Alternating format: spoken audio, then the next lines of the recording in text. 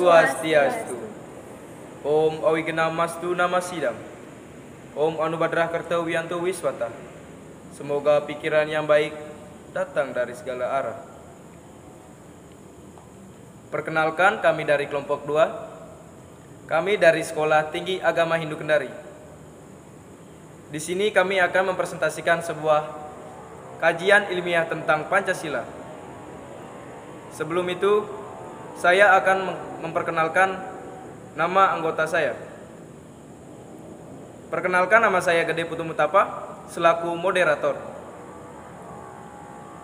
Ikomang Wismaria sebagai pemateri pertama. Eka Sri Purwanti sebagai pemateri kedua. Inyoman Rini Tri Purwanti sebagai pemateri ketiga. Dan yang terakhir, Ilu Sumarsiani sebagai pemateri keempat. Selanjutnya, kita masuk ke materi.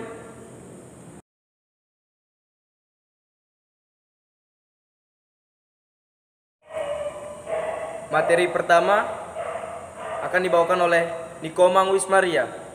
Kepadanya untuk dipersilakan.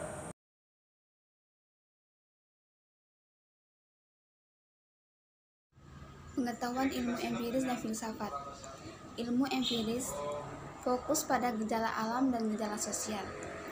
Ilmu filsafat yaitu pengetahuan yang bersifat mendasar dan umum menyangkut masalah-masalah hakiki tentang manusia, alam, dan Tuhan. Pancasila sebagai pengetahuan ilmiah filosofi dapat dipahami dari verbalis, konotatif, dan denotatif. Verbalis yaitu melalui aspek rangkaian kata-kata yang diungkapkan, misalnya pidato, upacara, dan lain sebagainya. Konotatif yaitu melalui ratio. Pancasila dipahami, ditafsir, dan dimaknai berdasarkan metode ilmiah. Sedangkan denotatif yaitu melalui fakta, realita yang menunjukkan adanya perwujudan nilai-nilai Pancasila dalam kehidupan. Itulah presentasi dari pemateri pertama, Ikomang Wismaria. Selanjutnya akan dilanjutkan oleh Eka Sri Purwanti sebagai pemateri kedua. Kepadanya dipersilakan.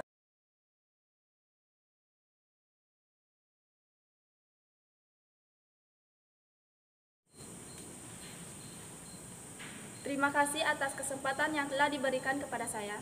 Saya akan melanjutkan materi sebelumnya, yaitu dari kriteria ini diperoleh 3 macam teori kebenaran. Yang pertama, teori kebenaran koherensi ditandai dengan pernyataan yang satu dengan pernyataan yang lain saling berkaitan, konsisten, dan runtut.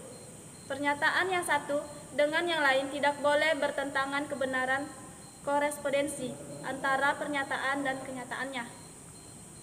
Yang ketiga, teori kebenaran konsensus didasarkan pada kesepakatan bersama. Suatu pernyataan dikatakan benar apabila disepakati oleh masyarakat atau komunitas tertentu yang menjadi bagian dari proses konsensus. Akan tetapi, tidak semua kesepakatan umum itu benar, karena ada syarat tertentu untuk terwujudnya kebenaran konsensus. Menurut Jürgen Habermas, ada 4 syarat, yaitu keterpahaman, diskursus atau wacana, ketulusan atau kejujuran, dan otoritas. Terima kasih kepada pemateri kedua, Eka Sri Purwanti. Selanjutnya, materi ketiga akan dilanjutkan oleh Inyoman Rini Tri Purwanti. Kepadanya saya persilakan.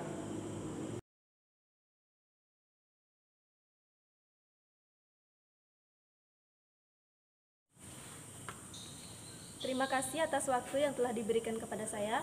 Baiklah, di sini saya akan melanjutkan materi yang sebelumnya, yaitu ciri-ciri berpikir ilmiah filsafat dalam pembahasan Pancasila. Yang pertama, berobjek. Syarat pertama dari suatu kajian ilmiah yaitu berobjek. Objek dapat dibagi menjadi 2 macam, yaitu objek material dan objek formal. Objek material atau sasaran kajian adalah bahan yang dikaji dalam pencarian kebenaran ilmiah, sedangkan objek formal adalah pandangan pendekatan perspektif atau titik tolak dalam mendekati objek material. Kemudian yang kedua, yaitu bermetode. Setiap ilmu harus memiliki metode, yaitu seperangkat cara atau sistem pendekatan dalam rangka pembahasan objek material untuk mendapatkan kebenaran yang objektif. Kemudian yang ketiga, bersistem. Sila-sila Pancasila tersusun secara logis sehingga membentuk suatu pemikiran yang bersistem. Kemudian yang keempat, bersifat umum atau universal. Artinya bahwa kebenaran bersifat tidak terbatas oleh ruang dan waktu, dan nilai-nilai yang terkandung dalam Pancasila masing-masing sila bersifat universal. Pancasila sebagai dasar negara mempunyai bentuk dan susunan. Bentuk dan susunan Pancasila. Yang pertama, bentuk Pancasila. Pancasila di dalam pengertian yaitu sebagai rumusan Pancasila sebagaimana tercantum di dalam alinea keempat pembukaan Undang-Undang Dasar tahun 1945. Pancasila sebagai sesuatu sistem nilai mempunyai bentuk yang mempunyai ciri-ciri sebagai berikut. Yang pertama, merupakan kesatuan yang utuh. Yang kedua, setiap unsur pembentuk Pancasila merupakan unsur mutlak yang membentuk kesatuan, bukan unsur yang kontemporer. Yang ketiga, sebagai satu kesatuan yang mutlak, tidak dapat ditambah atau dikurangi. Kemudian selanjutnya, susunan Pancasila. Susunan sila-sila Pancasila merupakan kesatuan yang organis, satu sama lain, membentuk suatu sistem yang istilah majemuk tunggal. Majemuk tunggal artinya terdiri dari 5 sila, tetapi merupakan satu kesatuan yang berdiri sendiri secara utuh. Selanjutnya, bentuk dan susunan Pancasila adalah hierarkis dan piramidal. Hierarkis berarti tingkat, sedangkan piramidal dipergunakan untuk menggambarkan hubungan bertingkat dari sila-sila Pancasila dalam urutan luas, cakupan, dan juga isi pengertian.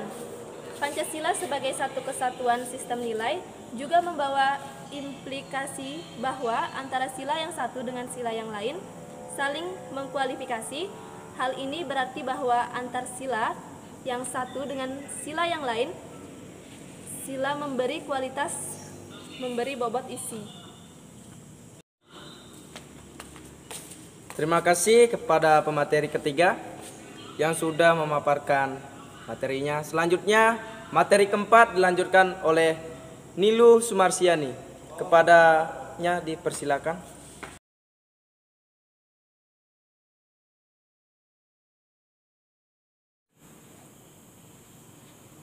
Terima kasih atas kesempatan yang diberikan kepada saya. Saya akan melanjutkan materi yang sebelumnya. Refleksi terhadap kajian ilmiah tentang Pancasila di era global. Kajian ilmiah tentang Pancasila sejak disahkan tanggal 18 Agustus 1945 sampai saat ini mengalami pasang surut. Nata Nagoro Driarkara merupakan tokoh-tokoh atau ilmuwan yang mengawali pengkajian Pancasila secara ilmiah populer dan filosofis, yang menghasilkan suatu yang bermakna bagi perkembangan Pancasila sebagai dasar negara. Hal ini terkadang tidak disadari oleh masyarakat kita. Bahkan mereka banyak yang menganggap bahwa nilai-nilai dan ideologi asing justru menjadi pandangan hidupnya seperti materialisme, hedonisme, konsumerisme. Dengan adanya gejala tersebut, semakin diperlukan sebuah kajian kritis terhadap Pancasila sebagai sumber nilai bagi kehidupan masyarakat. Ruang lingkup kajian ilmiah. Mata kuliah pendidikan Pancasila merupakan salah satu mata kuliah umum atau FKU yang bertujuan hendak memberi bekal, pengetahuan, dan pemahaman yang memadai bagi mahasiswa terkait dengan pokok soal tentara, hidup bermasyarakat, berbangsa, dan bernegara. Persoalan yang terkait dengan Pancasila sebagai pandangan hidup bangsa dan dasar negara Republik, baik dalam dimensi masa lalu, sekarang, maupun masa mendatang.